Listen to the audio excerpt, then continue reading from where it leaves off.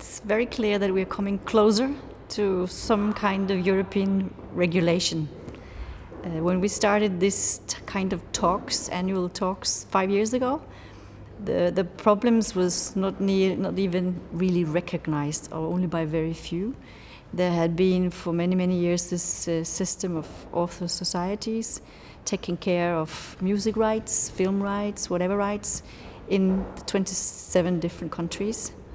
But of course, with the internal market, with online markets, this sort of didn't really work, or the Commission didn't really like the way it worked, because it is a market that was divided into 27 different national markets, and that's not the EU way of thinking.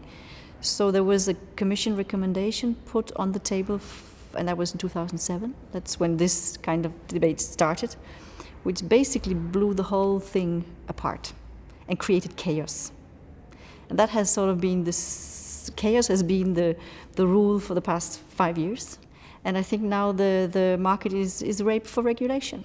It's developing technologies. We're also in times of transition, so it's difficult to regulate. Regulators are very far behind of the development here, because whenever you want to regulate it, at least if it's a European regulation, I mean, average time it takes is 7 years, we hear, if it's a directive at least, because it has to be implemented in member states. Now we hear that it might be a regulation that can go a bit faster, but still regulation is slow compared to the way this is building up, and I still think we might sit here next year and markets have run fast and faster than regulators are able to follow, and we might also see that the court in the end will, if regulators are not fast enough, we will have cases ending up in the European Court of Justice, and then judges will sort of set the legislation or put the practices in place here.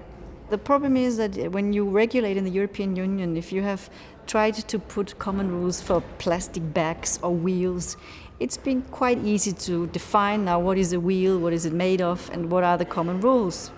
But now we're talking culture and creative products, and you cannot, at least to my point of view, it's more difficult to define something common and European when we talk culture.